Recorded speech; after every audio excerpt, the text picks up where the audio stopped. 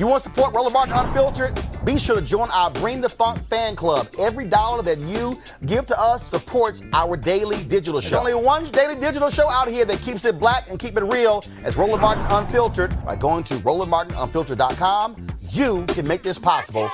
All right, folks, this happened shortly after July 4th. And I said, you know what? Even though it happened a few weeks ago, we might as well talk about this in our edition of Crazy Ass White People. No charcoal grills are allowed. I'm white. I got you, huh? Illegally selling water without a permit On my property. Whoa! Hey!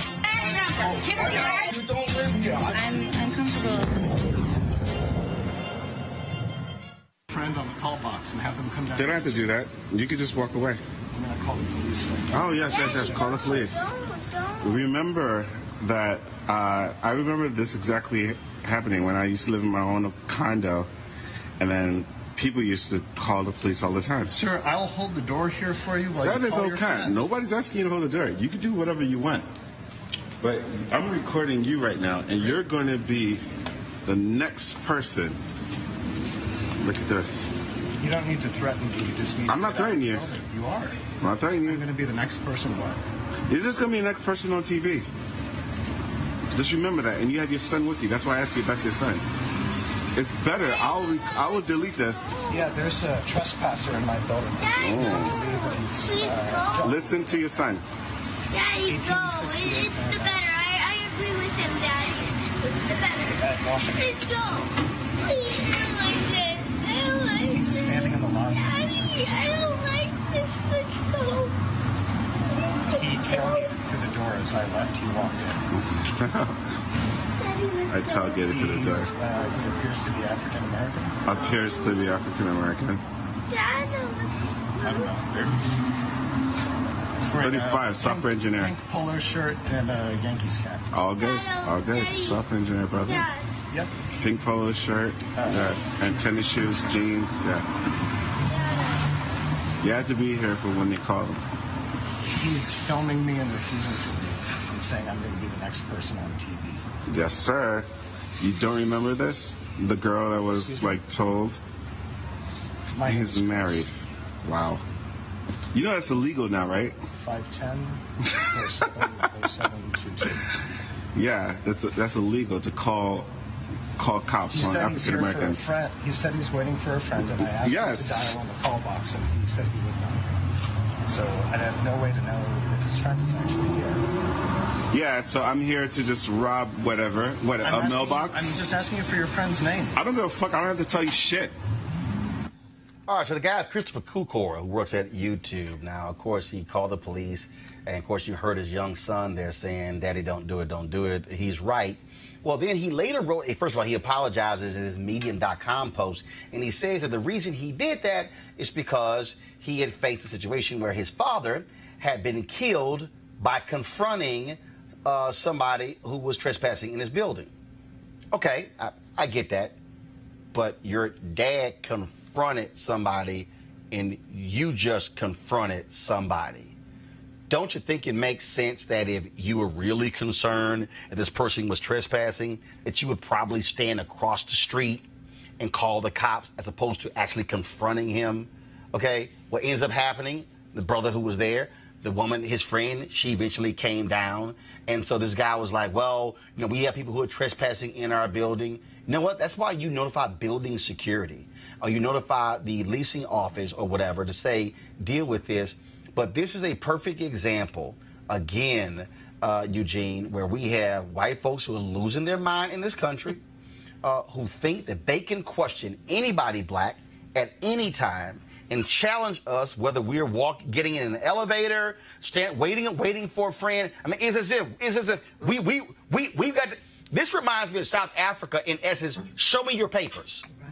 Yeah. Show me your papers. I don't know this guy. I think he is Bruce Wayne or something. The thing is this, he's a software engineer at YouTube in California, which is one of the most progressive states in the country. What we see is that, it's still the same racism that you see in the South and you see in the Northeast. This guy, hopefully he gets everything that's coming his way, give him the fame and the unfortune. And hopefully, he lost his job at YouTube because there's no place for the professional world or the non-professional world for this type of racism.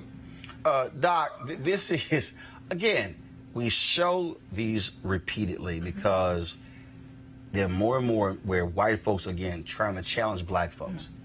Where we can't drive, we can't stand, we can't go to pools, we can't just walk down the street.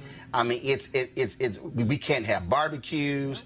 It's just there's this whole notion that they really operate. I can challenge you at any time. When you go back to Jim Crow laws, the laws were there. In fact, go before Jim Crow during slavery.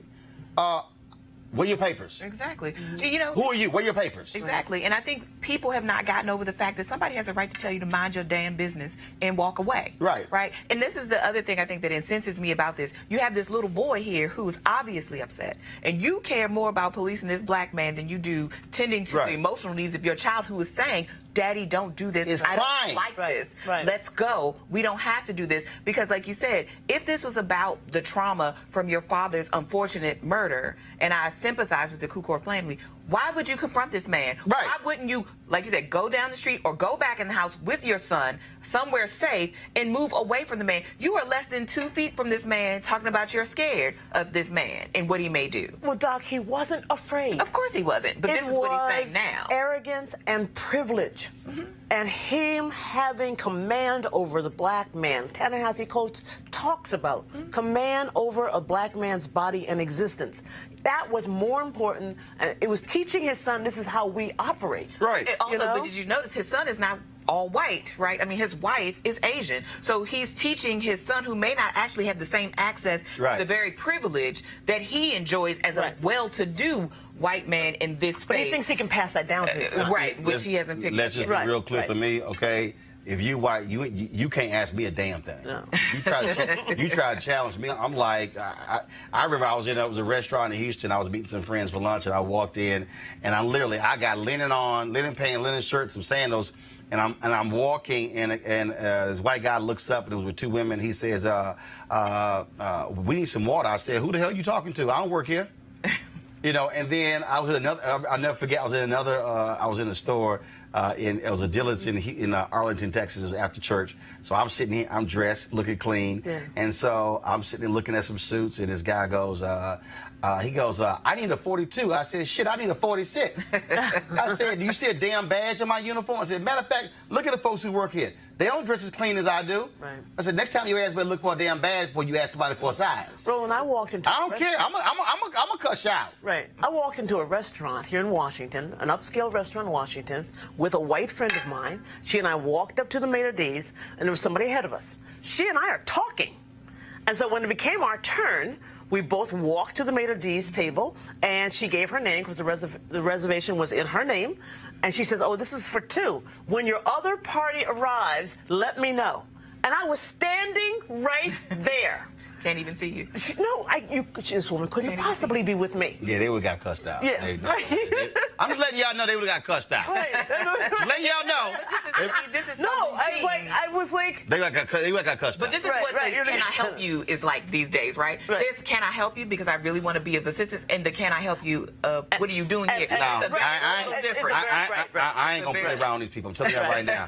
I'm just letting y'all know right now, okay? If y'all see the video of me cussing somebody white out, for me parking or barbecuing or standing around, I'm just letting y'all know in advance how this is going to go down. Right. All right, folks, back to our Roland Mark Unfiltered video in just one moment. All right, folks, they're back. MarijuanaStock.org has another great investment opportunity. If you were lucky enough to invest in their last crowdfunding campaign, you know they raised a lot of money in just a few months investing in legal marijuana farms. Those initial investors now own shares of a publicly traded company. Last time, again, many of you missed it. Y'all been sending me emails, but now they have a new investment opportunity that is as good, if not even better, than the last one. I'm talking about industrial hemp CBD. For those who don't know, the hemp plant is the cousin to marijuana with a much higher concentration of CBD, which means hemp CBD gives you all the medical benefits of marijuana without getting you high. Until recently, hemp farming was practically illegal in the U.S. and heavily regulated by the DEA. However, the 2018 Farm Bill passed in Congress makes it legal to grow hemp CBD in the U.S., creating one of the largest commodities worldwide.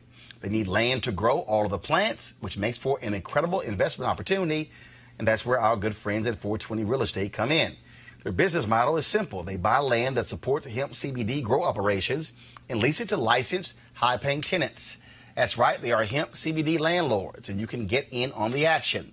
You can invest in this crowdfunding campaign for as little as $200 up to $10,000.